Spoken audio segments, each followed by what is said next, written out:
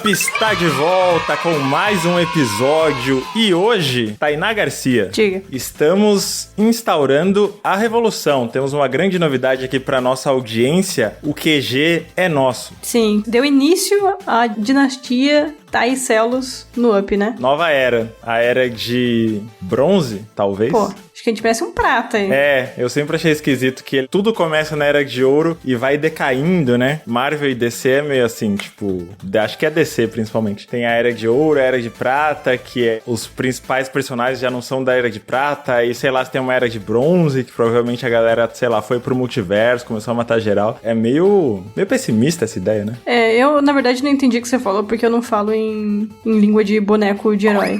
Mas eu apoio aí a era de ouro, porque sou a mais bonita. É isso, então está começando a era de ouro, a era pós-Dan Cardoso. Não, mentira, gente, o Cardoso e o Dan tiveram chamados da vida adulta, então ficamos aqui com essa nobre missão. Daí vocês veem como o Up é um podcast, é uma equipe totalmente horizontal, hein? De agora em diante, o podcast é nosso por algumas semanas, mas em breve eles estarão de volta. Sim, sim. Não só nosso, né? A gente não faz Up com duas pessoas, a gente gosta de ter pelo menos três, ter uma conversa mais dinâmica, e a gente tá com um convidado aqui que é o pensamento vivo, o intelectual, o cinéfilo, o maior bigode dos games, Arthur Eloy. Olá, apenas mentiras nessa introdução, mas muito feliz de estar aqui no meu primeiro Up da vida e principalmente o meu primeiro Up durante um golpe de estado. Então, Não Sim, é? especial sua participação. eu sinto que é uma honra, assim.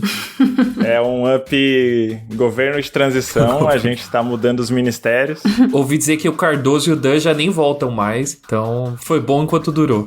Agora nova era. Ou eles vão tentar retomar o poder, ou eles vão falar, Caralho, finalmente, vamos fugir pras Bahamas. O Rio de Janeiro, né? Cardoso de camisa florida na praia. Falando, pô, que saudade de gravar. Mas, gente, pra quem não conhece o trabalho do Arthur Eloy, um dos maiores jornalistas que temos na cena nacional, quiçá continental de videogames. Que isso? Da última vez que eu soube, você era colega de trabalho da Tainá, né? No Jovem Nerd, mas fala um pouco aí da sua trajetória. Eu era funcionária de Tainá Garcia, porque ela é... Mentira. Editora de games. É verdade, ela é editora de games. Eu era meramente um repórter de games. Então, Tainá Garcia era a minha chefe no Jovem Nerd, mas estou aí nesse rolê de escrever de cultura pop tem um tempinho, tanto em blogs quanto no Omelete, depois no Jovem Nerd, e atualmente, bom, eu tenho um podcast de terror chamado Não Apaga a Luz, e eu falo umas coisas erradas aí na internet e de vez em quando eu ainda dou as caras no Jovem Nerd. Então, vivendo a vida tentando ser low profile e não conseguindo. Pô, eu mesmo não sabia do podcast, ele tá no Spotify? Está no Spotify, semanal, sempre falando de filmes de terror, ao lado da minha queridíssima Fernanda Talarico e do Luiz, OLH, também que é da mesma nação que Tainá Garcia, a nação de Curitiba. Sim. Então, toda semana estamos lá falando de filmes de terror de qualidades variadas. Na verdade, vocês três também são ex-Jovem Nerd, né? Ex-Jovem Nerd. É um podcast de ex-Jovem Nerd. Exatamente. Sim. Ex-Jovem Nerds. Muito bom. Cara, é um podcast tomado de pessoas que trabalham ou trabalharam no Jovem Nerd, muito mais. Exatamente, exilados do Jovem Nerd. Sim, mas ó, só queria também falar que na verdade não era chefe do Arthur, a gente era Sim. meio que a dupla de PlayStation e Xbox, porque eu era mais da PlayStation e ele mais do Xbox. Só queria dizer isso. Exatamente, era o Dream Team. Sim. Faltou um nintendista. E quem era a pessoa de Nintendo? Era ocasionalmente o PH. Tipo, como colaborador o PH, que ele é o nintendista oficial do Brasil. Agora ele é o setorista do mundo, né? Do mundo, então. Ele é o cara que tá botando a boca no trombone aí, denunciando os desmandos da Nintendo. Abraço pro PH. PH Brasil. E hoje, olha só, a gente vai falar de jogos eletrônicos, veja que surpresa, com um tema que eu acho que a nossa audiência vai gostar bastante, porque lembra outros episódios que fizeram sucesso, mas eu não vou falar o tema sem saber. Você tá bem, Tainá? Eu tô bem, tô de férias, então estou na paz de Jesus Cristo, só curtindo minhas férias, fazendo nada. Mas descansando também, né? Eu fiz uma viagem pra aproveitar as férias de uma semana no Chile. Eu nunca andei tanto na minha vida, eu acho. Tô sentindo os dias que eu andei até hoje. Finalmente bateu meus 28 anos. Tô sentindo o cansaço. Mas é isso, tô tranquilinha. Frio chegou em Curitiba. Então, hoje em dia eu só tô descansando, jogando videogame e tomando um cafezinho. Claro que a curitibana vai falar do frio de Curitiba. É óbvio. Não perde uma chance. Eu tô empacotada Estou empacotada Ela de marcou roupa. as férias pro outono. E você, Eloy, como é que tá esse fim de abril por aí? Está bem tranquilo, só tomando cafés baratos. Agora que o café está muito caro, eu estou apelando para cafés baratos e tentando jogar videogames que eu já tenho para parar de gastar dinheiro com videogames. Então, explorando a minha biblioteca do Steam, assistindo filmes de procedência duvidosa. Pô, muitos filmes de procedência duvidosa, inclusive. Eu não sei o que aconteceu em abril, assim, mas durante esse mês, todas as vezes que eu fui no cinema foi para assistir alguma coisa que potencialmente ia ser ruim. Essa é a vida que eu quero, então não tenho o que reclamar. Tudo certo. Você sabe que é por isso que você é o convidado da semana, Eu ia né? falar isso. Eu ia falar sei, isso. eu sei bem. O tema foi pensado pra você, Arthur. Eu fico muito feliz, eu fico muito feliz. Se fosse pra gente falar de filmes ruins, eu ficaria ainda mais feliz. Então, Vai surgir a oportunidade. por favor. Porque uma coisa que você falou que eu concordo muito, a gente só percebe quantos jogos a gente tem quando a gente fica sem dinheiro. Sim. Sim. É, quando a gente tá na merda, a gente olha, nossa, cara, o que eu posso jogar aqui que eu não joguei? Aí você vê, tem dezenas de jogos. A sua fila da Steam de promoção antiga, que foi se acumulando ao longo dos anos. Ainda mais quem cobre videogame, né, que fica jogando sempre lançamento. Meu. Chega uma hora que você tem um descanso pra olhar pra 5, 10 anos atrás e você, cara, opa, tem coisa aqui. Realisticamente, eu tenho... E eu acho que isso vale pra vocês também. Se a gente parar de jogar lançamento, a gente tem, tipo, de 5 a 10 anos de videogames novos pra jogar tranquilamente. Assim, só acumulado. Em contas da Steam, da PSN, da Live, tipo... Eu acho muito fascinante isso. Acabou minha assinatura do Game Pass, eu falei, vou dar uma segurada antes de renovar. Daí eu comecei a ver, eu falei, meu, eu tenho tanto jogo, por que eu continuo comprando jogo? Fascinante isso. É incrível que a maligna indústria da publicidade faz com a gente. Exatamente. Nós somos apenas crianças, sem o livre-arbítrio e a autonomia totalmente desenvolvidas, e a gente sai comprando porque o capitalismo obriga, né? Ninguém aqui tem essa liberdade de falar, não, hoje eu não vou comprar um jogo. É muito mais forte do que a gente. Exato. E como o Arthur, eu vou te chamar de Eloy, tá? Tudo bem. Pra audiência que não tá acostumada, quando eu falar Eloy, eu não sei quem é Arthur. Fique à vontade. Como ele falou que tava vendo filmes de gosto duvidoso, esse é o nosso gancho, né? Porque o tema do episódio de hoje são jogos. A gente tá chamando ali de jogos medíocres, mas acho que jogos de gosto duvidoso também descreve muito bem a ideia. Com certeza. Antes de partir pro papo, eu queria puxar um tururu, mas pra quem ouviu o podcast, que ouviu os episódios anteriores já tá sabendo, o Spotify tá penalizando quem põe música licenciada, né? Então, sei lá, Tainá, fala uma música que você gosta aí, canta um refrão famoso. Pô, eu cantar assim do nada?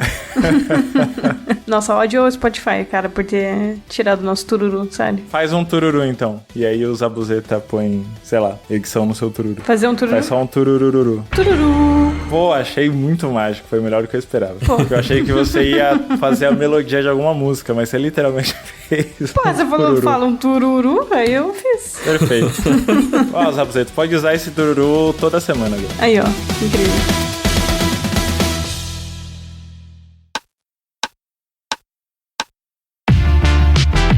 Vamos pro nosso papo, mas fica aqui o lembrete, a gente vai falar de jogos de gosto duvidoso, mas esse podcast não é um podcast de gosto duvidoso. E a nossa audiência também não é uma audiência composta por pessoas de gosto duvidoso, e boa parte dessas pessoas ajudam a gente. Como é que elas ajudam a gente, Tainá? Então, o pessoal pode ajudar a gente pelo Aurelo, que é nosso sistema aí de assinatura que concede acesso a newsletter, aos episódios sem pauta e também poder financiar, né, nosso trabalho independente como podcasters do Up, pra quem curte ouvir a gente todo dia, toda semana aí, continuar apoiando, né, pra gente poder continuar falando sobre nossos gostos duvidosos por aqui. Exatamente. O link tá na descrição do episódio, mas pra quem é desses que digita diretamente no navegador, orelo.cc/up-podcast, e pela própria Orelo vocês podem ouvir todos os episódios já lançados, mas lá também, assim que você começar a contribuir, vai ter acesso aos episódios sem pauta passados, que são divertidíssimos, e ao grupo secreto, que é onde o futuro da humanidade e as grandes questões do Brasil e do mundo são discutidas todos os dias. Sim, cervejas são discutidas nesse grupo, então é muito valioso.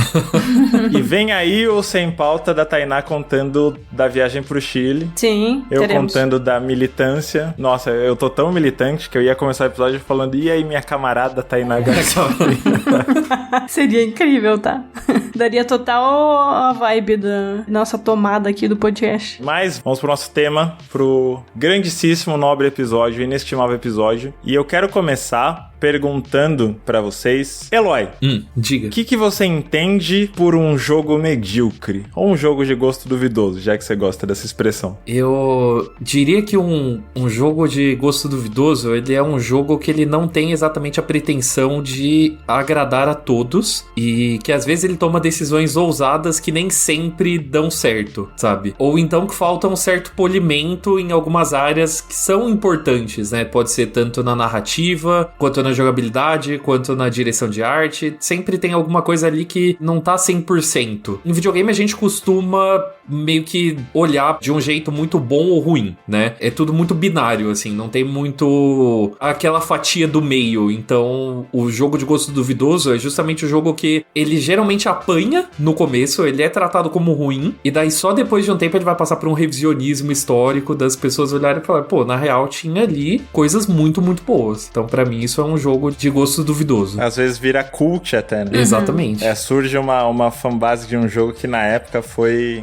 execrado. Você concorda, Tainá? Quando você pensa, sei lá, em um jogo que você acha medíocre ou até ruim, é esse o seu critério? Sim, sim. E eu acho curioso também que eu acho que existem os dois tipos no sentido de um jogo que ele quer propositalmente ser de gosto duvidoso e um que acaba caindo sem querer, assim. Talvez ele se leva muito a sério e acaba caindo na galhofa, e tem outro que abraça a galhofa. E eu acho que eu gosto mais do segundo grupo, daquele que realmente abraça ali a galhofa e assume a farofa que é, sabe? E nem sempre a gente, quando eu digo a gente, o público, consegue traçar essa linha, né? Às vezes o jogo é intencionalmente tosco e ele é recebido como um jogo extremamente problemático, assim, né? Eu consigo lembrar, por exemplo, de algumas análises que saíram na época de Deadly Premonitions, que é um jogo que é intencionalmente... Como é que eu vou dizer? Tosco não é a palavra, mas esquisito. Meio cafona. É um pouco cafona. Ele é o The Room dos jogos. Ah, putz, parece ótimo. É visível que ele tem uma inspiração ali em David Lynch e às vezes o que a própria estética, né? Não só de jogo, isso acontece muito em filme, em série também. A própria estética da mídia vira alvo de sátira. Mas no meu caso eu acho que eu gosto mais daqueles que tentaram, daqueles que realmente estavam se esforçando. Tentou, mas não deu certo. E ficaram pelo caminho. Ou às vezes o jogo nem é péssimo, mas ele se vende como X e o que a gente gosta é Y, sabe? O que ele tentou fazer, ele não faz tão bem, mas ele acaba fazendo uma outra coisa que estava totalmente fora do escopo ou da premissa inicial, e aquilo tem um charme. Eu acho que jogo ruim, ou de jogo de gosto duvidoso, coisa tosca no geral, tem um charme que eu acho que é hipnótico, é cativante, assim. Uma coisa que eu penso sobre, sei lá, esse lance de jogo ser bom ou ruim, é que é impossível, na minha opinião, um jogo ser só os defeitos ou as qualidades dele. Total. Porque, além do jogo em si, com todos os méritos ou, sei lá, problemas de desempenho, bugs, decisões erradas, inevitavelmente, no meio de tudo isso, tem a nossa experiência, né?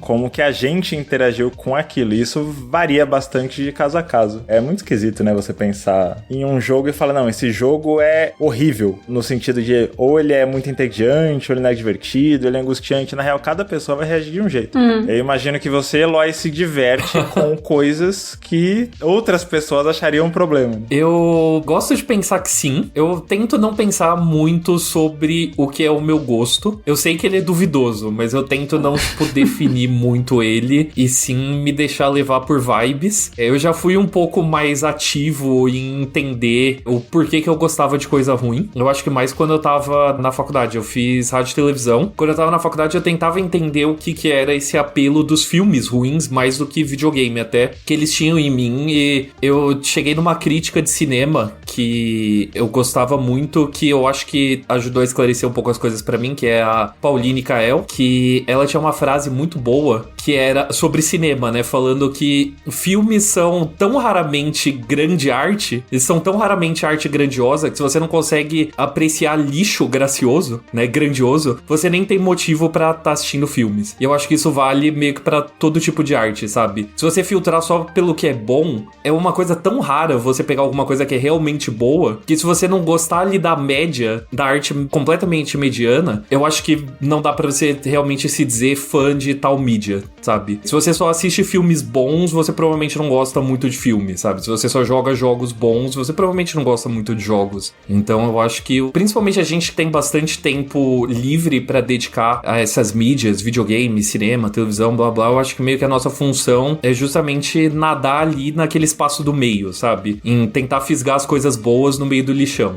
Então eu acho que eu comecei a gostar muito mais de nadar no lixão, sabe? Do que tentar construir um bom gosto ou um mau gosto. Sabe? Nadar no lixão. Excelente. Você cometeu um ato falha ainda, que quando você falou lixo gracioso, eu achei que até casou melhor. Eu também acho. Uma ideia que eu tenho. Também acho, perdão, é o meu TDAH. E você, Tainá, você costuma avaliar os jogos pensando mais na sua história com ele, ou pesa muito pra você esses defeitos, digamos assim? Não, eu acho que eu tô na vibe do Eloy, assim. É bom a gente apreciar o que é ruim também, assim. Faz bem, às vezes, curtir uma coisa mais trash. E eu acho até que, tanto no meu caso quanto do Eloy, como a gente gosta muito do gênero de terror, por exemplo, eu acho que é mais fácil ainda a gente gostar desse tipo de obra, né? Uhum. É porque o terror, ele, muitas vezes, ele puxa pra esse lado de você ver uma coisa e você, sei lá, você acha que ela é meio grotesca, você acha ela meio ruim, e você acha graça naquilo. Eu acho que o terror em si ajuda muito nisso também pra gente. Com certeza. E acho que no caso do terror, até por estética, né? Eles buscam esse, sei lá, na falta de palavra melhor, esse cringe mais intencionalmente,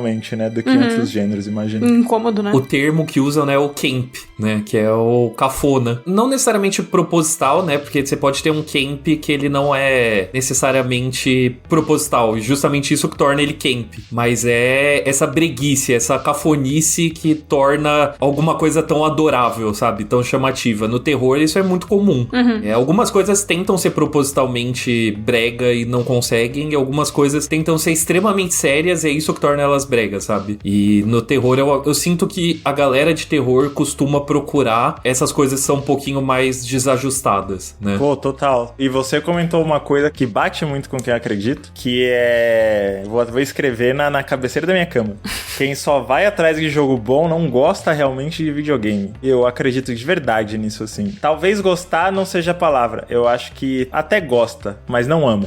Sim. Tem uma diferença bem grande. Eu vi um vídeo recentemente do Slavoj Zizek falando sobre relacionamento, né? E ele fala muito sobre essa busca pela paixão, pelo prazer, por aquela coisa que acelera o coração e tudo mais, quando na verdade o que realmente vale é a hora que você acorda e tem que pensar em qual vai ser o café da manhã, sabe? Ou a hora que você tem que decidir quem lava a louça, esse tipo de coisa, ou pra onde vocês vão no domingo à tarde. O que realmente vale no que ele tá entendendo ali por um relacionamento amoroso seriam esses momentos que nunca é o que a pessoa que tá apaixonada é o que ela tá buscando, né? Total. Então, nunca é o que vai dar o frio na barriga, vai dar emoção, mas a diferença entre amar alguém e meramente gostar ou sentir atraído seria isso. Eu acho que isso vale muito pra arte também, né? Total. Eu não acho que é dever da arte só agradar a gente. A arte não é serviço, né? Eu acho que tem tantas outras possibilidades. Mas eu fiquei com uma dúvida. Vocês acham que review de jogo, o jeito que ele aparece na crítica, ou a opinião da galera na internet, influencia, sei lá, às vezes a galera desce o pau num jogo e você joga ele já esperando que vai ser ruim, e aí ele vira essa coisa meio gosto duvidoso, ou não tem nada a ver? O que você acha, Thay? Então, eu acho que influencia, mas eu, por exemplo, quando eu vou analisar um jogo, antes de qualquer coisa eu tento entender qual que é a proposta dele, e a partir disso jogar e ver se ele realmente entendeu aquela proposta, porque a proposta dele pode ser uma experiência ali que vai ser brega, que vai ser ruim, que vai ser trash. E aí eu tenho que jogar com esse pensamento, porque se eu for jogar uma coisa que é trash, sei lá, jogar um jogo do Puppet Combo pensando que é um jogo de terror AAA. Pô, óbvio que eu não entendi a proposta e vou analisar ele de forma negativa. Então eu acho que parte muito nesse sentido, da análise não só, se ela for negativa, não só apontar defeitos, mas explicar exatamente cada um deles e se é proposital ou se faz parte de alguma coisa. Tem vários jogos, por exemplo, em que tem algum leve defeito, mas que eu achei achei que meio que casou com a proposta como um todo, sabe? Por exemplo, eu joguei o Slitherhead no final do ano passado, que é o novo jogo de um dos criadores do Silent Hill. E aí, a jogabilidade dele é truncada, em resumo, assim. E eu achei que, apesar de ser truncado, apesar de você... Se você fala pra alguém, pô, a jogabilidade desse jogo aqui, ele é truncado, a pessoa vai pensar que é ruim. Mas, pra mim, naquele caso, naquele jogo específico, eu acho que casou com a proposta, porque ele era todo... Tinha um terror mais antigo, ele era mais rudimentar. Eu achei que casou com a proposta, eu achei que fez parte da experiência, sabe? Apesar de ser um ponto, se você analisar ele, a parte negativa. Então, acho que isso vai muito de cada análise, assim. E a pessoa que tá fazendo análise, quem tá lendo a análise, entender esses pontos, né? Pô, total. Até nesse caso, vocês estavam falando de terror, né? Eu acho que alguns gêneros são favorecidos por uma movimentação mais limitada. O terror é um deles. Eu já vi muita gente que odeia, por exemplo, Souls-like, falar que... Dark Souls nem é tão bom, a movimentação é uma truncada. Você aperta a bola, demora 5 anos pro boneco dar a rolada. Sim, é exatamente esse ponto.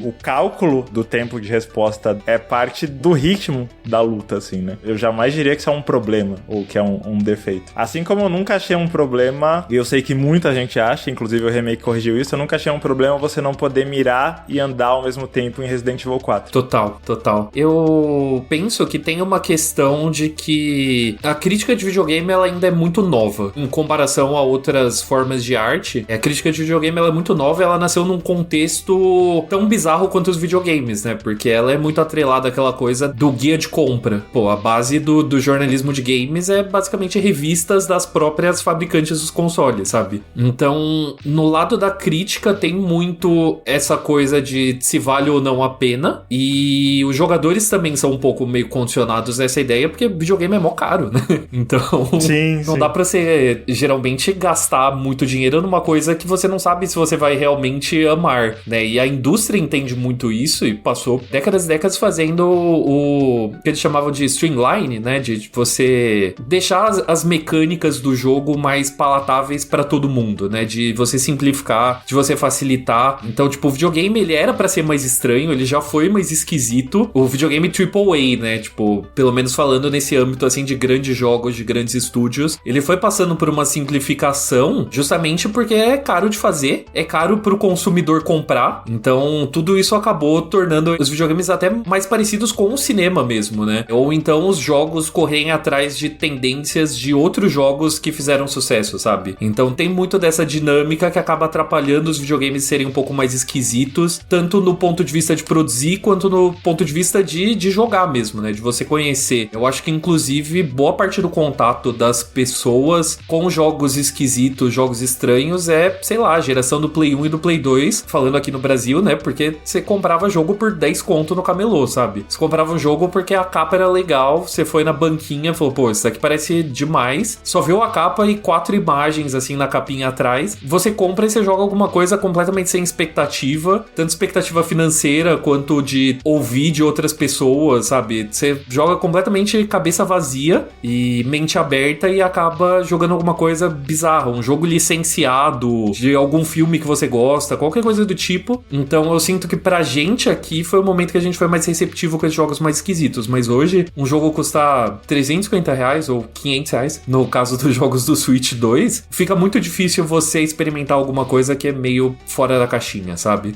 Então eu acho que é por isso que a gente seguia tanto pela recepção do público e pela crítica. Acho que no fim, o acesso a uma grande variedade de jogos é determinante pra gente ter contato com jogos ruins, porque acaba virando investimento de risco, né? Não só nosso, desenvolver jogo também virou investimento de risco. Então não é coincidência que quando os jogos que a gente separou aqui, a maioria deles já seja um pouco antigo. Como que vai ser? Cada um de nós separou alguns jogos, não sei se vai dar tempo de falar de todos, quase sempre não dá. Mas a gente queria passar um tempo falando da nossa experiência com alguns jogos que ou eles são unanimemente meio toscos assim, ou a nossa experiência com eles foi pitoresca, no mínimo. Quer começar, Thay? Vamos começar com o Arthur, que é o nosso convidado. Que pressão, putz. Queria dizer que foi muito engraçado quando a Thay me convidou para esse episódio e falou: a gente vai falar de jogos medíocres, porque eu comecei a fazer a lista dos jogos que são... Jogos medíocres são importantes pra mim, quase todos são jogos de Xbox, né? Porque daí, infelizmente, eu sofro do mal do caixismo e eu sobrevivi à geração do Xbox One, né? Que foi o ponto mais baixo ali da Microsoft. Então, é muito bizarro, porque eu acho que ao mesmo tempo de que eles fizeram muitos jogos duvidosos, tinha ali uma tentativa de fato fazer jogos, né? Então, muita coisa que foi, sei lá, odiada ou desprezada de alguma forma. Eu acho que tem muita coisa interessante ali, tipo um Quantum Break da vida, um Dead Rising 4, sabe? Sunset Overdrive, várias coisas que foram, tipo, base pra depois jogos que foram aclamados, tipo Control e Homem-Aranha, tipo, surgiram nesse momento meio bizarro do Xbox One. Mas o meu favorito, que assim, que dominou as minhas manhãs e meu coração, enquanto ele estava na ativa, é o reboot de Killer Instinct. Cara, eu achei, quando eu vi a lista, eu achei que você tava falando do original, então é o reboot. É o reboot. O original, ele é aquele jogo meio esquisitinho, mas que a galera gostava porque era Rare, e a Rare raramente errava, né? Eles tem essa coisa, assim, de sempre mandar bem. Mas eu acho que o reboot, ele veio num momento muito estranho, porque ele saiu junto com o Xbox One, e todo mundo lembra que o lançamento do Xbox One foi, né? Foi meio bagunça, né? Foi meio tenso. Ele saiu, era um jogo free to play, numa época que tinha um preconceito muito grande com os jogos free to play, com um esquema de rotação de personagem. Eu acho que todas as 10 pessoas que compraram o Xbox One no lançamento jogaram por tipo 10 minutos e falaram: isso aqui não é bom não, e foram fazer outra coisa. Mas eu acho um dos melhores jogos de luta já feitos, assim, com tranquilidade em absolutamente tudo que se propõe, dos controles, da direção de arte dele, da estileira que ele tem. Eu acho que ele precisava muito ser revisitado. Ele foi melhorando ao longo do tempo, que ele foi recebendo DLCs, novos personagens e tal. Então eu acho que hoje em dia pegar ele é um pacotinho assim muito completo de personagens de outras franquias também, de Gears of War, de Battletoads, de Halo. Pra mim, especialmente também, ele tem a trilha sonora do Mick Gordon, que depois foi fazer a trilha sonora da franquia Doom, do Doom 2016 e de Doom Eternal. Pra mim é um dos melhores compositores de games que existe. Então, tipo, eu acho que o Killer Instinct, ele merecia mais amor. Eu entendo todas as reclamações que ele recebeu, mas eu acho que ele sofreu mais pela época que ele saiu do que necessariamente por ele ser um jogo ruim. Eu sinto que a época também pesa muito. Uma dúvida. As reclamações eram mais porque ele era free to play, pelo modelo de negócio, ou tem alguma coisa no jogo em si que a galera desceu a lenha? Porque eu nem lembrava que esse jogo existia. Ele sofreu mais por ele lançar com pouca coisa. Assim, ele tinha poucos personagens, poucas fases. Ele foi elogiado pela jogabilidade em geral, mas ele saiu com pouca coisa e tinha um modelo que era um pouco estranho, né? Que era um modelo de negócios que era aquele do League of Legends, né? Que você tem uma rotação de personagens, né? Então, pra galera de jogo de luta, isso incomodava, porque, sei lá, você tava treinando com um único boneco e daí na outra semana ele não tava mais disponível. Você falou, ué, como assim? Cara, que ideia ruim. E novamente, ele era um jogo de lançamento do Xbox One, né? Pelo amor de Deus. Um console completamente fracassado, que demorou muito pra ficar, tipo, digno. E eu sinto que todos os jogos do início do Xbox One, eles tinham meio que uma pressão gigantesca de que eles tinham que ser o jogo que vai salvar o console fracassado. E se você olhar todos os jogos que eram exclusivos de Xbox One, todos eles meio que quebram justamente por conta dessa pressão. Pra mim é o problema, por exemplo, não só de Killer Instinct, mas de Quantum Break. Quantum Break é um jogo muito bom. Tá na minha fila, inclusive. Mas que não é bom bastante pra salvar um console, sabe? Então eu sinto que tudo isso pesa muito. Eu acho que essa pressão existe até hoje. O Valve que sofreu com isso. É, então. A sensação que dá é que tá esticando a corda indefinidamente, assim, né? Porque já existia isso no começo dos anos 10. O Xbox One passou muito por essa pressão. E parecia, num passado recente, que tudo isso ia ser resolvido por Starfield. E como não foi, jogos que eu considero ótimos, eu adorei a Valve, por exemplo, só acabam sofrendo do mesmo mal. Pô, bizarro isso. E você jogou esse Killer Instinct, Thay? Não joguei. Eu até ia perguntar, que ele caiu na galhofa sem querer ou ele já chegou com essa proposta, assim? Ele é 100% galhofa assumida, tá assim. Pô, delícia. Ele é extremamente Ed anos 90, mas eu acho que ele é mais bem feito do que ele parece ser. Principalmente a trilha sonora dele, assim, porque parece, tipo, só metalzão, bizarro, mas quando você para pra ouvir a variação do tema de cada personagem, como casa, né, com a temática de cada personagem, é absurdo. O Mick Gordon é muito foda. Eu parei pra ver vídeos aqui. Então, eu tava procurando aqui também, vendo vídeo e foto, e uma me pegou aqui. É um dinossauro que você pode usar ele como lutador, é isso? Sim, é uma dinossauro. Assim, Pô, incrível. Assim, o elenco de personagem deles é muito bizarro. Eu acho que tem um charme disso, assim. Principalmente quando começaram a entrar os crossovers, mas você tem um dinossauro, você tem um ninja, você tem uma fantasma de filme japonês, sabe? Um cara que é completamente feito de gelo, um outro que é completamente feito de fogo. Tem uma variedade muito grande, assim, entre os personagens. Tipo, nenhum é igual ao outro. Essa época, eu não sei a idade do Eloy, mas metade dos anos 90, depois que estourou a febre Mortal Kombat, que já era um reflexo da febre Street Fighter, né? Acho que jogo de luta era o alvo pra tentar ganhar dinheiro fácil, principalmente com fliperama, né? Então, depois de Mortal Kombat, o que saiu de clone esquisito, tem um que chama, se não me engano, Tattoo Assassins. Você já ouviu falar desse? Não. Pô, vocês, quem tá ouvindo o episódio aí, joga no Google Tattoo de tatuagem, Tattoo Assassins. E só põe no Google Imagens, assim, pra vocês terem uma noção do que foi a era dos videogames. Nossa, fascinante. Eu tô vendo aqui. É Mortal Kombat descaradíssimo, assim. Eu pesquisei e me arrependi. O que a Thay tinha perguntado, né, de se Killer Instinct caiu acidentalmente na galhofa ou se ele já era assim. O original, né, dos anos 90, ele também saiu pra arcade. Ele tinha essa proposta de tentar roubar o público do Mortal Kombat. Obviamente não conseguiu, porque só Mortal Kombat é Mortal Kombat. Mas ele tinha uma coisa de ser a máquina do arcade mais barulhenta que você ia encontrar, sabe? Porque você tem um narrador durante a luta, né, que vai falando os combos que você faz e ele fica berrando.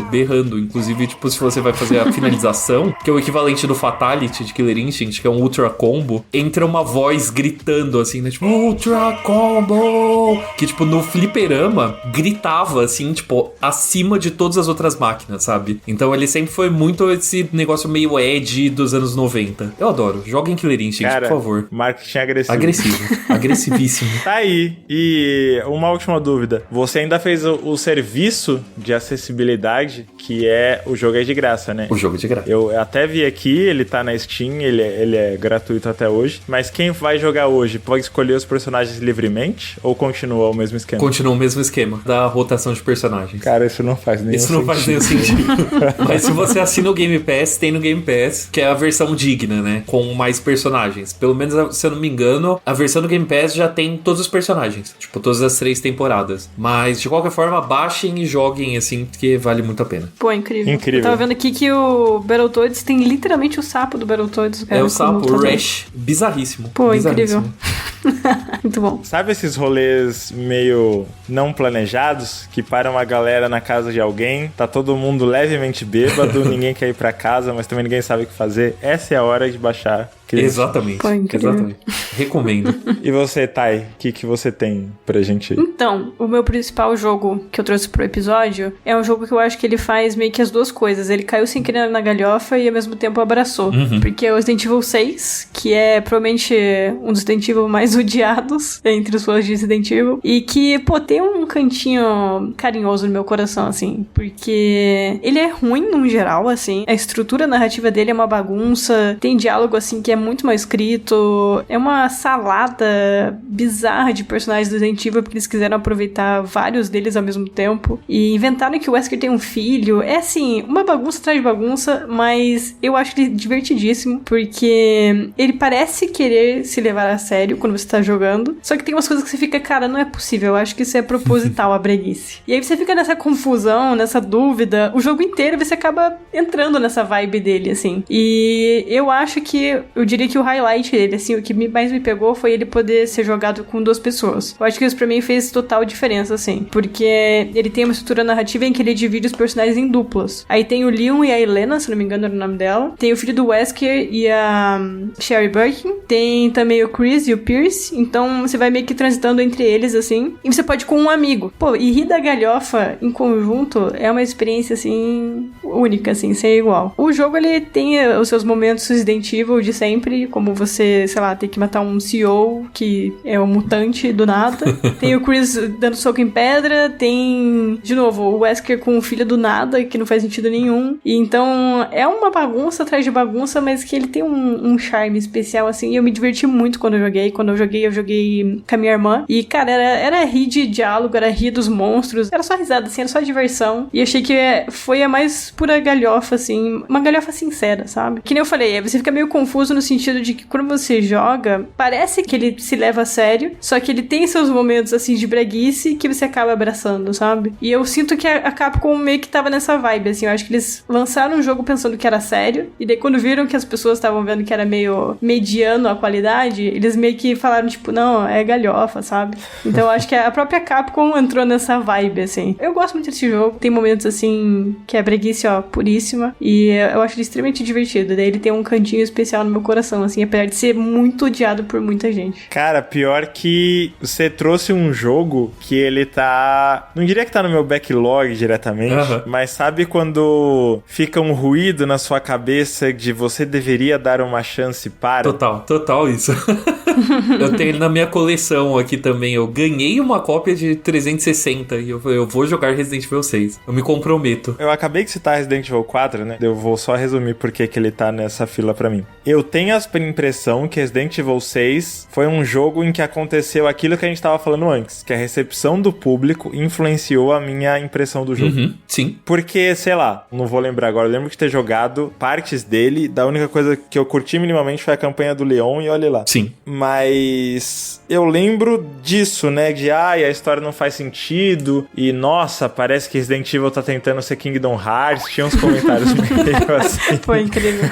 Em retrospecto, eu tenho a impressão de que a gente superestimou o universo Resident Evil. Não os jogos, o universo, a história. Essa porra nunca foi séria. A verdade é essa. Só que nos anos 90, ele era tão bom fazendo uma coisa que ninguém tinha feito tão bem até então, que era esse terror, essa tensão, esse susto, esse medo, né? Essa coisa de videogame é pra adulto agora, sabe? Esse tipo de coisa. Que a galera meio que apagou da memória, virou meio que um efeito Mandela. O quão tosco é esse Mano, jogo? sim. Intencionalmente tosco. A cutscene de abertura do primeiro Resident Evil é tipo um filme muito trash. É o que vocês estavam falando de terror esquisito. Em FMV, assim, né? Com atores reais e tudo. Extremamente proposital. Tipo, é feito pra ser um filme B de terror. E eu também nunca entendi quem acha Resident Evil sério, sabe? Tipo, é um jogo onde toda vez você termina com uma bazuca explodindo algum monstro gigante, sabe? É sempre tão idiota Resident Evil. E é o apelo, sabe? É a personalidade dele. Então, tipo, quando inevitavelmente fazem filmes de Resident Evil, as pessoas falam, espero que seja um filme, assim, tipo, de terror, muito assustador. Agora, eu falo, mano, nunca foi. O jogo nunca foi isso. Então, obrigado por isso, Marcelo. Foi, assim, importante você citar isso. Porra, eu não sei. Eu vou falar minha história pessoal. Minha impressão pessoal, né? Eu acho que as pessoas levam Resident Evil a sério porque tem várias obras-primas na franquia, só que uma coisa não tem nada a ver com a outra. Eu vou citar 4 jogos. Resident Evil 1, Resident Evil 2, Resident Evil 4, Resident Evil 7. Certo. Esses jogos são tão bons e eles são tão aclamados que ninguém tem coragem de olhar pra eles e falar, cara, isso é uma galhofa do cacete. Então, é bizarro porque eu sinto que eles são tão bons justamente porque eles têm uma transição de tom ali muito boa, sabe? São jogos que começam super sérios, super pesados e eles vão ficando cada vez mais leves, sabe? Ao ritmo que você vai se acostumando com aquele universo, o jogo entende isso e ele sabe que ele não consegue sustentar a tensão até o final, então ele vira um pouco mais bobo e é por isso que é tão gostoso de jogar, sabe? Um pouco foi gentileza. Então, um pouco. Tipo, eu lembro, é muito esquisito isso. Tipo, eu joguei Resident Evil 4 na época que saiu e é um dos jogos favoritos da minha vida. A sensação de jogar esse jogo em 2005, tanto é que até hoje ele é a referência de ângulo de câmera, de movimentação, de jogabilidade e tal. Saiu o 5, eu fiquei decepcionado. E aí eu lembro que na reta final, sei lá, que vira meio Dragon Ball, eles lutam dentro de um vulcão, a Jill vira vilã. E eu penso, nossa, que tosco. E aí você vai voltar pro 4, tem uma estátua gigante te seguindo num castelo medieval, assim. E eu não sei por que a estátua gigante não me incomodou, mas a luta no vulcão sim. E agora eu fico pensando que sei lá, eu acho que Resident Evil 4 foi tão incrível pra época dele, que no fim eu acho que nada ter sido à altura nos 2 jogos seguintes faz a gente olhar pra parte galhofa de um jeito mais rígido, talvez. Eu acho que a Thay, ela citou, assim, um jogo muito importante, porque Resident Evil 6 está num momento de revisionismo histórico. O 5 e o 6, na verdade, né? Porque a gente chegou no momento onde tá meio... Teve remake do 1, 2, 3 e 4. Então, e agora? A gente vai chegar no remake do 5 e do 6? E o 5, ele tá meio que caindo. Tipo, as pessoas estão lembrando de Resident Evil 5 falando, puta, esse pá não era tão bom assim. E ao mesmo tempo, o 6, ele tá subindo um pouco em se pá não era tão ruim assim. Então é muito interessante esse momento, até porque também a gente tá entrando meio que na fase de nostalgia pelo 360 e pelo PS3, tanto pelos gráficos, jogabilidade, pelo tom meio bobo que os jogos tinham. Então eu acho que é muito legal ver que Resident Evil 6 tá enfim sendo amado, assim. Sim. Minimamente gostado, né? Talvez nem amado, mas... Sim, finalmente recebendo o reconhecimento, né? Foi até engraçado o Marcelo falar do Resident Evil 4, porque eu lembro que quando tava ainda pra lançar o remake, eu lembro que eu decidi fazer uma lista pro Jovem Nerd de momentos mais bregas do Resident Evil 4. E são momentos que eu adoro, da estátua gigante, do laser, quando o Leon senta no trono, enfim, vários momentos que tem que são bregas, assim. Eu lembro que quando eu soltei a lista, vários gamers vieram falar assim... Mas como assim brega? O jogo não era brega, o jogo não era cafona.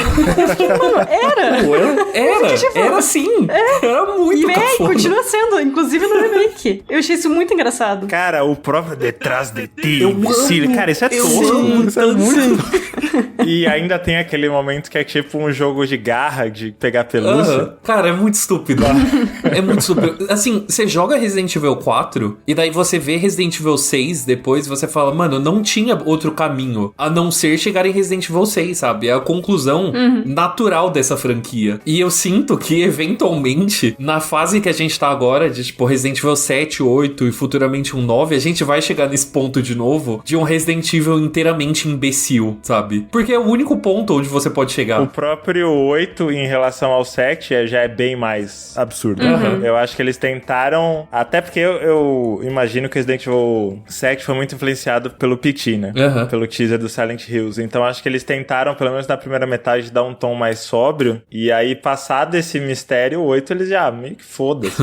Tanto é que o lance da mão do protagonista vira uma piada dentro do próprio jogo. O que me vendeu, antes de eu passar pro próximo jogo, eu tava tentando lembrar de onde que veio essa vontade de jogar Resident Evil 6. Alguém me falou, eu não vou lembrar quem, mas se eu tivesse que chutar, acho que foi um amigo meu, o Caio. Em algum desses rolês de bar games pós-BGS e tal, eu acho que eu ouvi alguém comentar que Resident Evil 6, na verdade, era uma novela das 7. E, porra, isso me pegou demais, velho. Quando ele falou, cara, talvez Resident Evil 6 seja, sei lá, uma novela do Carlos Lombardi, uma coisa meio Kubanacan, assim, eu falei, puta que pariu, eu entendi Resident Evil 6 errado. Talvez ele seja uma obra-prima e eu tô aqui perdendo, sabe? Eu vou dizer de que, sendo uma pessoa que passa muito mais tempo nos círculos de discussão de filme de terror do que, tipo, necessariamente discussão de videogame, eu sinto que pro gamer falta justamente essa coisa de abraçar as coisas duvidosas. Porque quando você tá conversando com um fã de filme de terror, a pessoa vai te falar, puta, eu adoro Halloween 6, onde, tipo, Michael Myers é parte de um culto, tipo, que ressuscita ele com, tipo, umas runas bizarras. Ah, eu adoro Jason X, onde é, tipo, no espaço, tá ligado? Eles, tipo, descongelam o Jason de criogenia e daí ele tá matando uma galera numa espaçonave, sabe? Ou senão o Massacre da Serra Elétrica 4, que é, tipo, a família Sawyer, na verdade, são alienígenas Illuminati. Tudo isso é verdade, por sinal, tá ligado?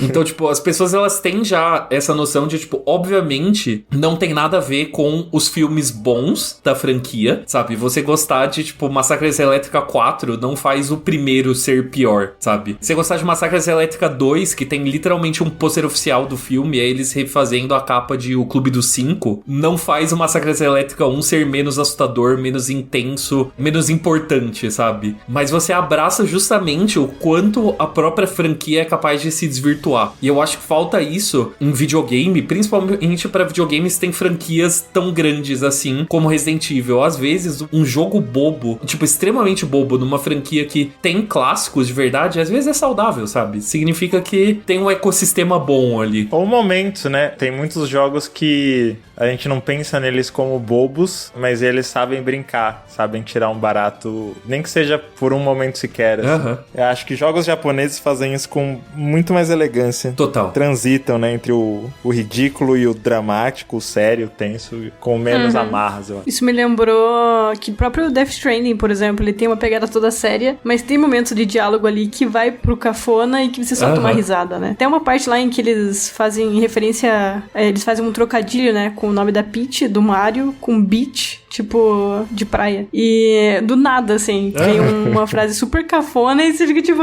Meu. Sabe? É muito bom. Sim, então, esse é o apelo, né? Inclusive, eu estou jogando agora The Stranding e é justamente isso, sabe? É tão bonito de você tá, tipo, andando e ser, tipo, uma jornada sobre você reconectar a humanidade e, tipo, super pontual, sabe? Super atual, tipo, tudo que ele tá discutindo. E daí, do nada, você fala, puta, eu preciso tomar um Monster aqui. Daí você abre uma latinha do Monster Energy no meio da sua jornada. Você fala, isso é lindo, isso é arte. Sim. No fim, esse episódio é um manifesto em prol dos jogos, entre muitas aspas, ruins, né? Mas o que a gente chama esse charme do esquisito, né? Essa coisa que, pô, não entendi muito bem, mas gosto, é o que dá pro Kojima esse ar de autoral, né? Total. É um dos poucos caras do AAA que não tem nenhuma vergonha de fazer isso. No Japão isso é bem mais comum, né? Mas você vê que tem uma escola em torno disso, né? De gente que, sei lá, o Suda, o Sueri, o Sun Lake, tem uma galera que sabe o valor do choque, do ridículo, do absurdo e consegue lidar com isso com mais naturalidade, assim. Eu vou trazer um jogo que eu não sei se ele é intencionalmente ridículo, acho que até em algum nível ele é, mas eu não acho que ele é, nem de longe ele foi feito pra ser intencionalmente ruim,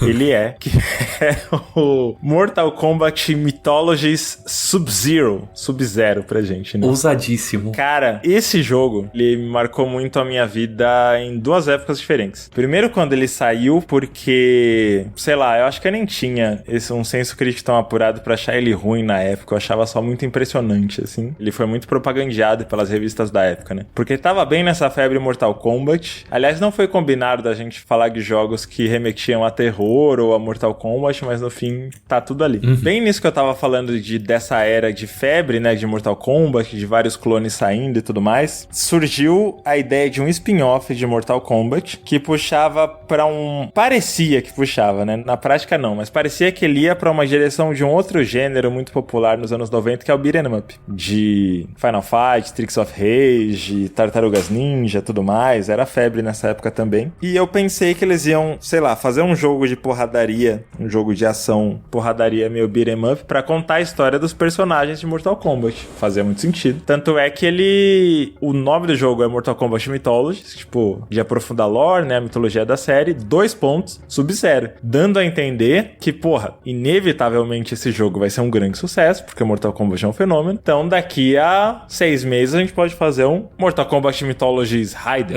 Só que o jogo foi um fiasco inacreditável e ficou só no Sub-Zero mesmo. Não sei se vocês lembram como era esse jogo. Você jogou, Eloy? Joguei. Meus primos tinham Super Nintendo, eles trocaram a fita de Tartarugas Ninja por Mortal Kombat Mythologies e eu não sei se eu perdoei eles até hoje. Você chegou a jogar esse, Thay? Não, esse não. Jogo de luta não é muito minha praia, então eu acabei nem me aprofundando nos bons nem nos ruins. Então, o foda é que esse não é de luta, mas quase é. Ele é de ação barra plataforma, né? Você anda pelos mapas, você tem lutas de chefe, você tem inimigos comuns, plataformas pra pular, armadilhas e tudo mais. Só que a movimentação e a jogabilidade dele é de um jogo de luta. Você tem ideia do quão esquisito pode ser isso? Porque, por exemplo, quando você tá jogando um jogo de luta, você é o Sub-Zero, você tá lutando contra o Scorpion. Se você tá do lado esquerdo da tela, o seu personagem tá olhando pra direção do oponente, certo? E se muda o lado e você vai pro lado direito, ele vira automaticamente e o controle é espelhado. Isso é básico de jogo de luta. Em um jogo de ação barra plataforma, como que você vai fazer isso funcionar? Porque a magia do Sub-Zero continua sendo meio que um Hadouken. Então, se você tem 2 inimigos, você tem um botão pra virar o Sub-Zero pro outro lado. Você consegue imaginar isso, tá? Tipo, tem como você ficar de costas pro boneco e dar uma magia pro lado errado, porque nos comandos ele é um jogo de luta, mas na prática ele é um jogo de ação. Tô tentando imaginar, mas tá difícil. Ele é todo bizarro, né? Ele é tipo um jogo todo remendado, claramente, tipo, forçando uma engine que não foi feita pra aquilo, sabe? Aham. E aí eu tenho pouquíssimas memórias dele da época, além de ficar impressionado lendo nas revistas, pensando, nossa, o futuro é brilhante. Como que esse jogo chegou na minha vida? Eu tava fazendo lives na Twitch, e aí eu cismei de fuçar jogos que, sei lá, que são infames, porque eu percebi que a galera gostava mais de me ver jogando jogo ruim ou me fudendo por 1 hora sem parar, do que me ver jogando uma obra-prima, sabe? Joguei com chat, né? Cara, o que as pessoas realmente gostam de ver é eu passando raiva, eu me fudendo. Então eu vou jogar jogo ruim. E comecei a pesquisar o que era tido como infame, né? O que era tido como injogável. E esse tava na maioria das listas, assim. E aí eu fui fazer uma live desse jogo e eu gostei do jogo. É claro que no começo eu, sei lá, eu tava muito perdido, pensando como que alguém olhou pra isso e falou, vamos lançar, está perfeito. Mas... primeiro que o jogo é engraçado. Ele é tosco de um jeito que eu acho que já é intencional nesse lance meio Mortal Kombat / terror filme B, assim. Ele tem aquelas cutscenes que são com atores, né? Acho que é FMV. A Thay falou a sigla agora há pouco, eu esqueci. FMV. Ele foi o último que teve, né? Tipo, atores mesmo. É, e eu lembro que eu comecei a jogar ele, eu provavelmente passei, sei lá, uns 40 minutos de live tentando passar do primeiro corredor. Porque eu tava tentando me achar nos controles, e quando eu me entendia minimamente nos controles, sei lá, do nada você tá andando, vem sei lá, um teto de espinhos e te esmaga, sem nenhum aviso, assim. É horrível. É muito difícil de jogar ele.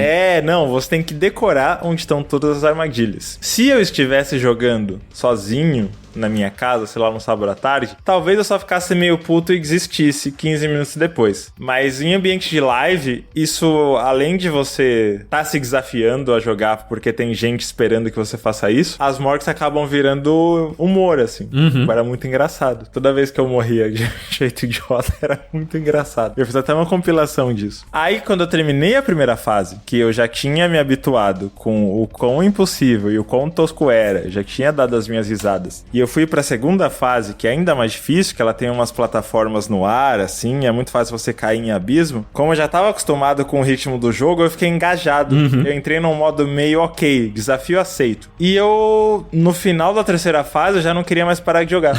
Eu não sei se eu sou masoquista, mas eu acho que não. O jogo, apesar de tudo que ele faz de errado, por ele ousar ser uma coisa que nem faz sentido, tipo, eu tentei explicar pra Thay e eu não consegui, eu acho que ele ficou muito charmoso, ele ficou muito único, assim, eu fiquei com essa sensação. Uma pequena correção minha aqui, na real eu joguei ele no 64, né? Ele não tem pra Super Nintendo, eu misturei as coisas, mas eu acho muito fascinante que na franquia Mortal Kombat eu sinto que os jogos mais influentes, na verdade, são os piores, porque eu sinto que esse jogo foi o primeiro pezinho, foi o primeiro, assim, que eles colocaram ali e falaram, pô, dá pra gente desenvolver a história da franquia desse jeito, né? Continua sendo ainda com o mesmo tom meio bobo desse jogo, e depois o que expandiu esse, que também não é um jogo muito bom, é o Shaolin Monks, né, do PS2. E ambos, assim, são até hoje, tipo, o norte da franquia, não em termos de jogabilidade, mas em termos de apresentação, sabe? Como a franquia se apresenta até hoje é exatamente igual, assim. Cara, impressionante. Tá, recomendo. Eu vou pensar com carinho sobre tudo que você falou. No mínimo, sei lá, acha um long play dele e assiste uns 15 minutos. Você vai sentir o drama do que eu tô te falando. Eu acho que a gente só vai ter tempo de falar de mais um jogo e eu vou deixar pro convidado, Sim, né? claro. Fazer as honras. Que pressão. Eu vou encerrar rapidamente, então, porque eu vou perguntar depois pra vocês, na verdade, como a gente não vai ter tempo, eu quero pelo menos umas menções honrosas, assim. Mas um último que eu fui olhar na minha lista de jogos e daí eu lembrei que também se atrela, na verdade, com o Resident Evil 5, porque quando eu ganhei meu Xbox 360, era para jogar Resident Evil 5. Eu estava numa fase muito intensa lista de Resident Evil, porque eu tinha amado Resident Evil 4 no PS2. E eu fiquei devastado de descobrir que não tinha Resident Evil 5 pra PS2. Passou um tempo e tal, ali em 2009 eu ganhei meu 360. E o 360, eu fui assim comprar meus jogos na banquinha perto de casa, com a intenção de comprar Resident Evil 5. Só que daí eu comprei um outro jogo. Eu comprei o jogo de Jogos Mortais, junto com o Resident Evil 5. Eu cheguei em casa e eu quase não joguei Resident Evil 5. Eu só fui jogar Resident Evil 5 anos depois, porque eu fiquei viciado pela adaptação de Jogos Mortais para os videogames. E é um jogo horroroso. Horroroso.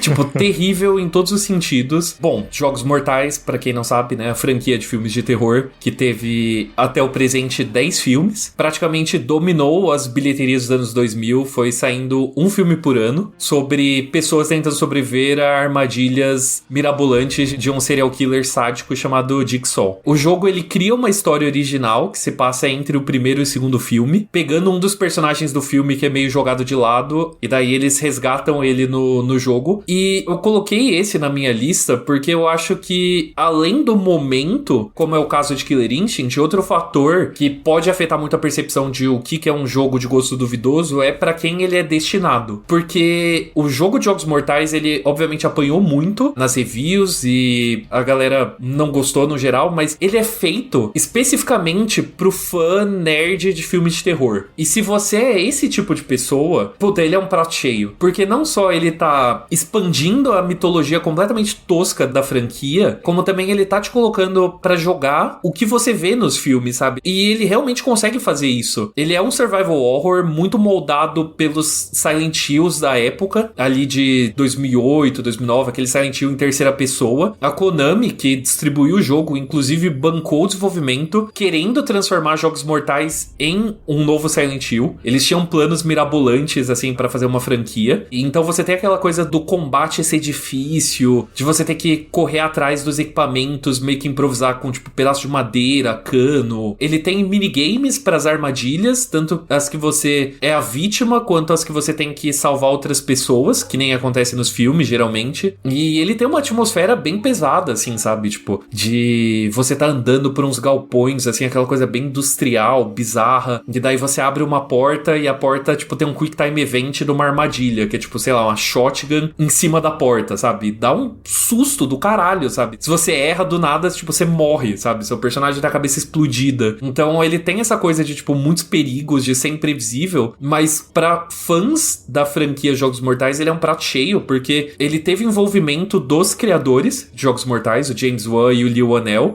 que criaram toda a história do jogo, que ajudaram no desenvolvimento. Eles trazem de volta o Tobin Bell, que é o ator do Jigsaw nos filmes, que é fantástico. Eu sinto que isso é uma coisa importante. Cara, é uma super produção isso, então. É uma super produção. Ele é um jogo horroroso, mas que ele é direcionado pro nicho. Eu acho que isso é importante pra levar em conta, sabe? Porque, por exemplo, num exemplo um pouco paralelo, eu gosto muito hoje em dia do jogo do Massacre da Serra Elétrica. E o jogo do Massacre da Serra Elétrica eu acho genuinamente bom. Só que ele é um jogo como serviço. Então as pessoas declaram o jogo do Massacre da Serra Elétrica como um jogo morto. Porque a player base vai caindo, ele não tem aquela coisa de engajar grandes números. Mas tudo o que eles estão fazendo, de tipo de atualização de personagem, os novos personagens que entram e tal, são feitos pra nerd de filme de terror, sabe? Eles lançam um personagem que é interpretado pela Barbara Crampton. Mano, se você não sabe quem é Barbara Crampton, não importa. E se você sabe, você é o degenerado que tem que estar jogando o jogo do Massacre da Serra Elétrica, sabe? Ah, uma skin do Leatherface feita pelo Greg Nicotero. Se você não sabe quem é o Greg Nicotero, tá de boa. Mas se você sabe, você deveria estar lá jogando e apoiando, sabe? Eu acho que tudo isso também molda muito a percepção do que é um jogo duvidoso, porque às vezes ele pode ser duvidoso pro público geral, mas se você é daquele tipo de rolê, ele não vai ser duvidoso pra você, sabe? Então eu fui muito cativado pelo jogo dos Jogos Mortais, eu tenho muita vontade de jogar hoje em dia, mas uma regra pra jogos ruins é que jogo ruim fica caro. Jogo bom é muito fácil de achar. A Thay, que é colecionadora de jogos retrôs, sabe que, tipo, sei lá, você vai achar um Zelda do 64, é de boa. Você acha? Uhum. Agora vai pegar, tipo, um jogo duvidoso, um jogo ruim. Putz, esses são os que... Eu tava pesquisando justamente o Mortal Kombat que o Marcelo trouxe e tava caro. Exatamente. Tô louco.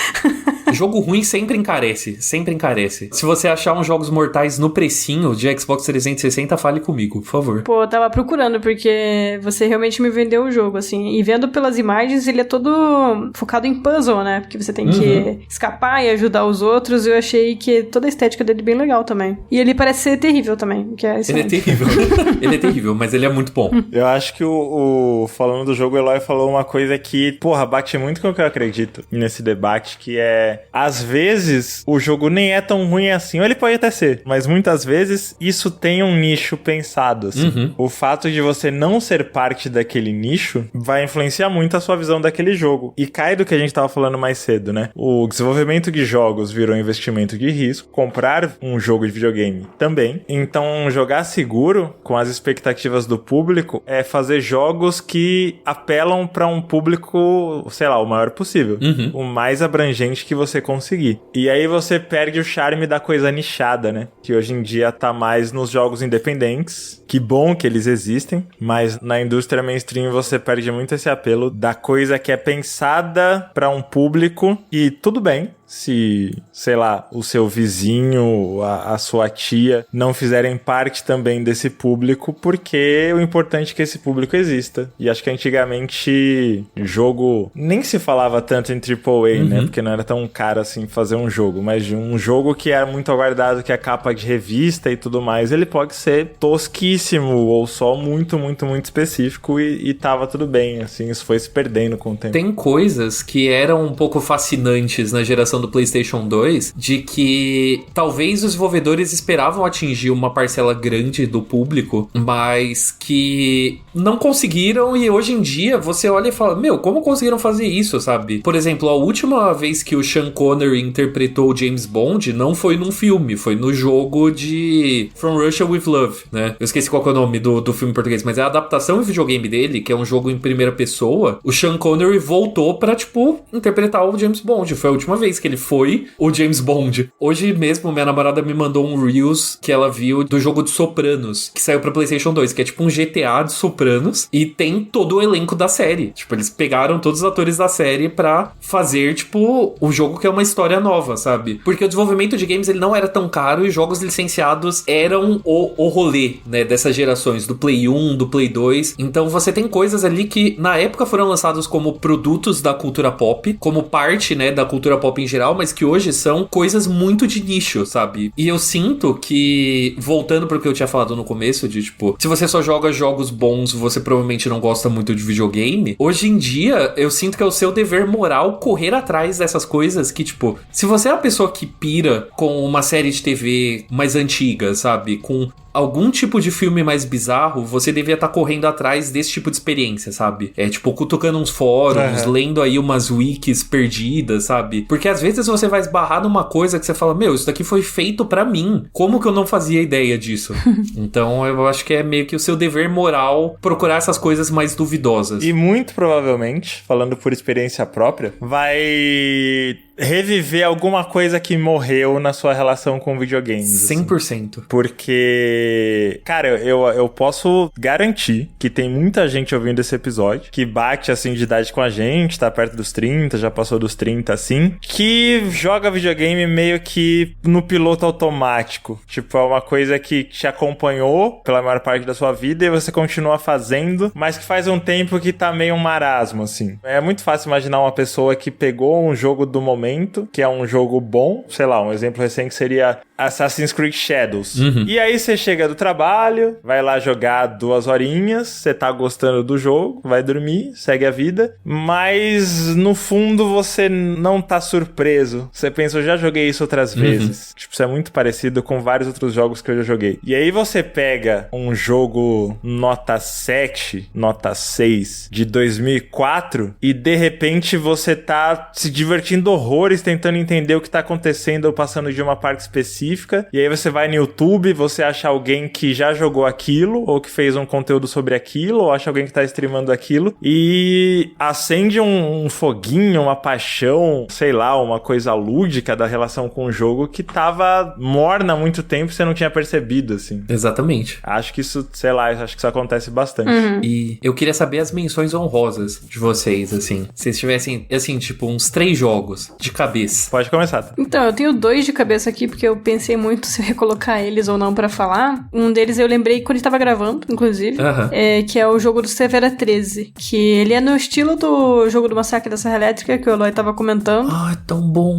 Sim, é multiplayer assimétrico, em que basicamente coloca lá, acho que são 7 ou 8 sobreviventes pra fugir do Jason, né? E o jogo, ele é bem simplesinho, a jogabilidade dele também tem aquela limitação, como a gente falou aqui, só que, pô, ele é muito viciante, assim. Eu lembro que eu tava tão viciado uma época, que, assim, no Jason, nos filmes, tem galera que sobrevive, né? Tem galera que morre, e também tem a possibilidade de matar o Jason, né? Nos filmes explica que existe como você pode matar ele, e no jogo a mesma coisa. Você pode ou encontrar uma maneira de fugir do mapa, ou você morre, ou você pode tentar matar o Jason. Eu lembro que uma época eu tava tão viciada nesse jogo, que pra mim fugir já não tinha mais graça. Pra mim fugir de carro, de barco, ou até mesmo andando já era muito fácil. E eu queria toda a partida matar o Jason. E tem todo um esquema que você precisa de mais um jogador pra ele poder ter que voltar como o Tommy, que é um personagem... Com o Tommy Jarvis. Sim, você tem que voltar como o Tommy.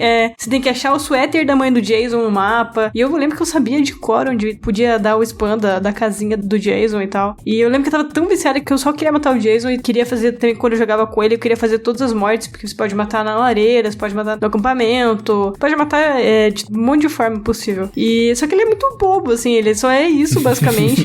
Tanto que hoje em dia os servidores foram fechados e tal, então não tem mais como jogar. Nossa, era muito divertido jogar. E eu lembro que, por exemplo, quando eu falei que a jogabilidade é um pouco truncada e tudo mais, dava pra, por exemplo, você só ficar... Se você entrar numa casa, acha um sofá de um tamanho considerável, você conseguia só ficar andando em círculo e o Jason nunca ia te pegar.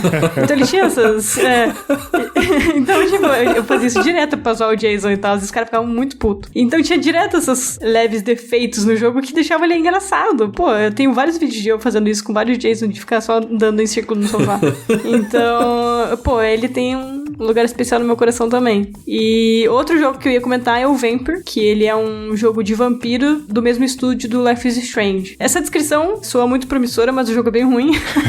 E só que eu gostei muito de jogar ele porque, pô, você é literalmente um vampiro na era vitoriana e ele é muito mal escrito, gente. A história é muito boba. Os finais são um pior que o outro também. Só que o ato de você ser um vampiro na era vitoriana e você pode ser um vampiro, digamos, do bem, assim, não sugar sangue dos humanos, sugar só de rato, por exemplo, e tal. Só que esse é mais fraco. Ou você pode tacar o terror, sugar o sangue de todo mundo e ser, tipo, muito foda. Então ele tem os elementos legais, assim. A jogabilidade dele também é bem limitada, ele dá uns dash super esquisito, mas que é divertido quando você joga. E tem um monte de boss fight legal, que é contra monstros bizarros. Então, me pegou muito pela bizarrice do rolê, assim. Mas ele tem muitas falhas, assim, mas que acabam também ficando engraçadas. E por isso eu também gosto muito dele. É engraçado porque ele é tudo que Life is Strange não é, e mesmo assim consegue ser bom. É maravilhoso. É que a Dontnod, Life is Strange fez a gente esquecer que ela faz jogo ruim, né? Tipo, Remember Me e tal. Tipo, ela é... Vários jogos duvidosos, mas também são legais de explorar. Sim, com certeza. Então fica a recomendação aí do Vampire. E você, Marcelos? Cara, eu tava lembrando, eu falei um monte de Mortal Kombat Mythology e esqueci de falar o que ele tem de bom. E eu só citaria, né, porque eu acho que todos os jogos que a gente citou aqui, por mais que eles tenham, sei lá, que eles dividam opiniões ou que eles sejam, sei lá, meio esquisitos, eles têm alguma coisa objetivamente boa, assim, que a gente fala, pô, isso daqui é foda. E eu acho que a ambientação e a sonoplastia do Mortal Kombat Mythology é incrível. O modo como constrói a atmosfera, quase dá vontade de pensar como seria esse jogo se ele fosse bom, mas acho que eu prefiro ele ruim, no fim. Que bonito isso. Não Eu acho bonito. Eu acho que a essência da coisa é isso, né? É você, tipo, não pensar, pô, imagina se fosse melhor. É você, tipo, aceitar aceitar a bagunça que ele é, sabe? Total. Eu tava pensando nisso, né? Tipo, o que ele faz muito bem. E aí eu lembrei de um jogo que tá no Virtual Console, que eu acho super tosco e que eu adoro. Virtual Console, Nintendo Online. Toda vez. Ó o ato falho, desejando que volte o Virtual Console. Volta o Wii U. Que chama Winback. A Thay, como é fã de 64, talvez ela conheça. Não, pior que não. Winback. O Winback é um Metal Gear Solid wannabe de Nintendo 64 que tenta buscar, né, tipo, trazer um peso pros diálogos, ter uma conspiração política, toda essa história, né, de espionagem e tudo mais. Eu acho que o jogo não é intencionalmente cringe. Eu acho que na época ele foi feito com o melhor que dava da tecnologia pra parecer um filme. Hoje em dia ele é super cringe e isso é fascinante. Mas olha que incrível. Até que se prove o contrário, e eu já fui atrás de fontes pra saber se é lenda ou não, e tudo indica que é comprovado. Ele é o primeiro jogo que usou o sistema de cobertura onde você tá escorado em, sei lá, em uma caixa, e enquanto você tá em cover, você põe o boneco pra mirar e atirar. Ah, caramba. No 64? Porra?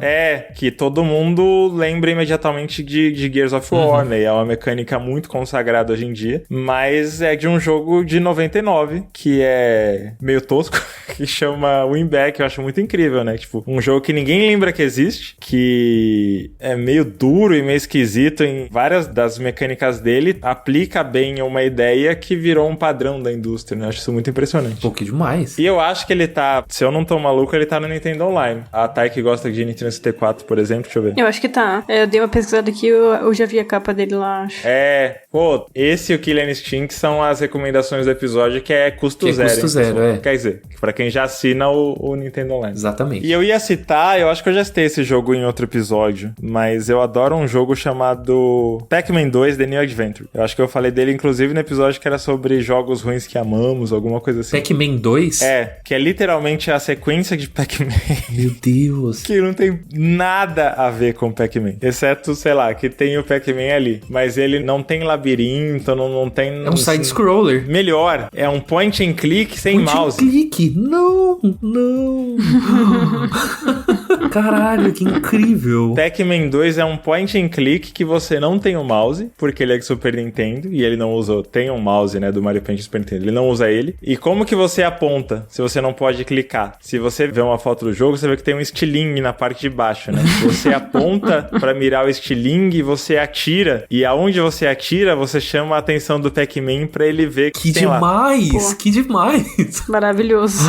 Cara, é muito esquisito, mas é genial. É genial. Porque além dele não ser side-scroller, além dele ser um point and click sem mouse, você não tem controle nenhum sobre o Pac-Man. O Pac-Man tá fazendo o rolê dele. Tipo, você tenta chamar a atenção dele enquanto ele tá andando sozinho. Então você não controla o Pac-Man. Você tá tentando interagir com ele. Você é uma pessoa fora do universo do jogo, tentando interagir com o universo do Pac-Man através de um Que estilingue. demais. Pô, isso parece mó legal. Cara, Sim. é sério. Eloy, emula isso, dá um jeito. Ame ou odeie, assim. Eu amo esse jogo. Pra mim, ele é o Trico do The Last Guardian décadas antes. Que demais. Pô, muito bom. Porque do mesmo jeito que o Trico não te obedece e você tem que ficar tentando jeito de melhorar sua relação com ele, o Pac-Man é exatamente assim nesse jogo. Às vezes você dá um tiro num bagulho que tá na cara, que é o que ele tem que olhar, ele olha pra você e ele realmente quebra a quarta parede e olha pra você, e aparece uma interrogação em cima da cabeça dele, ele vai pro outro lado. Enfim, maravilhoso. Você tem menções honrosas? Eu tenho algumas rápidas, que é um que eu quase peguei pra falar nesse episódio, que eu amo, que é Lollipop Chainsaw, que eu demorei muito para amar ele, mas quando eu comecei a amar, eu amei de verdade, que ele é tosco, mas ele é muito comprometido com a bobeira dele, e eu acho que ele não tem o direito de ser tão bom quanto ele é. Inclusive, um fun fact que eu sempre gosto de falar é que ele é roteirizado pelo James Gunn, né, o diretor de Guardiões da Galáxia e do filme do Superman agora, né, foi um dos trabalhos que o James Gunn fez antes dele virar um diretor de cinema. Caramba! O James Gunn, ele vem do trash, né, ele começou a trabalhar na Troma, que é a produtora do Vingador Tóxico, que é tipo uma das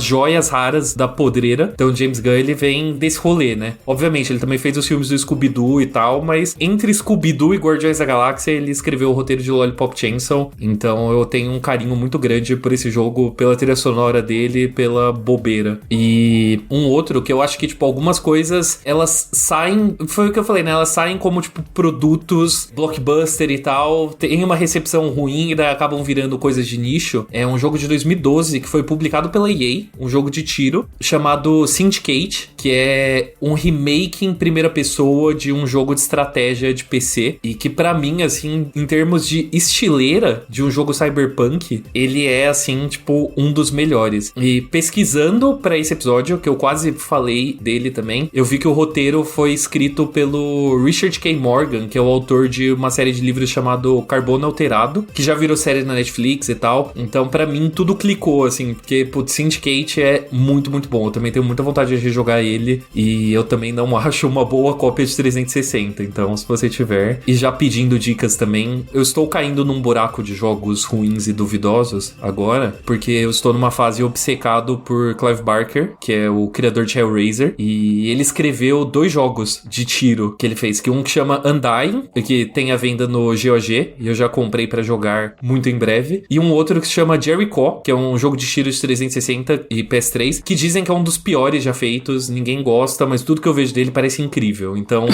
novamente, se você tiver uma cópia pra me vender, mande para mim que eu tenho muito interesse. Às vezes ele é tão ruim assim, é justamente por isso que você acha incrível tudo que você vê. Então, parece muito legal. Eu boto muita fé no Clive Barker, assim. Estou completamente fechado com ele. Cara, pior que... Só complementando, você falou do James Gunn. Eu joguei Lollipop Chainsaw no Google, né? Uhum. Eu lembro dessa época que ele tava saindo. Era um hype muito grande do Suda. Logo depois teve a junção da parceria com o Mikami, na Grasshopper. Saiu o Shadow of the Damage, né? Shadow of the Damage tem aquele de Wii também, que eles fizeram. Era o... Nossa, esqueci que era tipo Cell Shading, sabe? Ah, e Beautiful Joy não? Enfim, tanto faz. Tanto faz. Era o No More Heroes. Não, mas enfim, tudo isso pra dizer que eu lembro dessa época que esse jogo tava saindo, eu lembro do hype do Suda, e não se falava em James Gunn. Hoje em dia, você joga o nome desse jogo no Google, a primeira coisa que aparece é a colaboração entre Goichi Suda e James Gunn, porque o James Gunn ficou famoso depois, justamente, né? Na época, nossa, ninguém dava uma foda. É, porque o James Gunn ainda não era o James Gunn, não importava. De fato, ele foi feito por Guardiões da Galáxia. É igual você falar que o Shinji Mikami fez Goof Troop. Ele ainda não era o Shinji Mikami. Então, fascinante, pô. Aliás, o Shinji Mikami fez Aladdin de Super NES. Brabo. Putz, pior que um bom jogo. Eu que não sou fã da Disney, tenho que dar o braço a torcer. O homem era brabo. Gente, acho que é isso. Adoraria fazer um Up Indica, mas deu nosso tempo. O que é uma oportunidade, hein? A gente pode lançar uma enquete no Spotify se vocês gostaram desse tema e querem uma parte 2. Porque normalmente quando a gente faz... A Thay já tá acostumada, né? Quando a gente faz esses temas onde cada um puxa um jogo, nunca dá tempo de puxar todos os jogos. E aí fica bastante conteúdo pra mais e a gente vai jogar a enquete. Vocês querem mais? Vocês querem o Eloy falando mais jogos? Vocês querem o Eloy falando de jogos de terror? Vocês querem o Eloy em vídeo e não só em Meu áudio? Deus. Falem pra gente. Que medo. Mas é isso, pô. Espero que você tenha curtido. Muito obrigado por ter aceitado o convite dessa bagunça gostosa aí. Mas esse é o momento de fazer seu jabá, suas redes, seus projetos. Falou um pouco no começo, mas é bom dar uma reforçada. Primeiramente, eu agradeço novamente pelo convite. Foi demais falar com vocês. De fato, é um tema que eu acho que se a gente não tivesse tempo, a gente ia continuar, tipo, porque depois da gente passar da nossa lista, né, que a gente separou, ia começar a lembrar os jogos. E daí aí a gente ia até virar a noite e falar, puta, tem esse, nossa, joguei esse. Então, muito obrigado pela oportunidade de falar de Bagaceira. Pra quem quer me ver falando mais de Bagaceira, pode me encontrar em todas as redes sociais ou em @ArthurEloy117, Arthur com TH, e também semanalmente no Não Apague a Luz, em todos os lugares onde há podcasts. O Não Apague a Luz está lá falando semanalmente de filmes de terror. Atualmente estamos no meio de uma maratona da franquia Premonição, em preparação para Premonição 6, que está prestes a sair no cinema. Então, se você quer revisitar Premonição ou se você quer assistir pela primeira vez, estamos lá todas as semanas comentando todos os filmes e ocasionalmente também no Jovem Nerd, também falando sobre Bagaceira, porque agora a minha função é aparecer no Jovem Nerd para falar de coisas duvidosas. Então, é isso. Sim, e o pessoal percebe por isso que você foi denominado para esse episódio. Foi um tema especial para você. Exatamente. Novamente, muito obrigado pela consideração. Fico muito feliz. Não tem nada mais gratificante do que virar setorista e ser associado com podreira. com o que a gente mais gosta. Com podre. O que eu recebi de menção nas redes, que saiu um vídeo de um canal gringo de cinema elogiando Speed Racer. Pode O crer. tanto de gente, E tá corretíssimo. tanto de gente que me marcou no Blue Sky, nossa, fiquei muito feliz. Está corretíssimo. Assistam Speed Racer, assistam Tron, o Legado, assistam todos esses filmes dessa época que quando o cinema era cinema. Muito bonito. Vamos nessa, Thay? Bora, gente. Semana que vem tem mais, hein? Quarta-feira estaremos de volta. Apoiem gente na Aurelo. Precisamos muito do apoio de vocês. Hashtag Dinastia Taicelos no grupo secreto. E vamos pra cima. Valeu, Eloy. Valeu, Thay. Forte abraço, gente. Valeu, Mas gente. bom golpe de estado pra vocês. Nós. Tchau.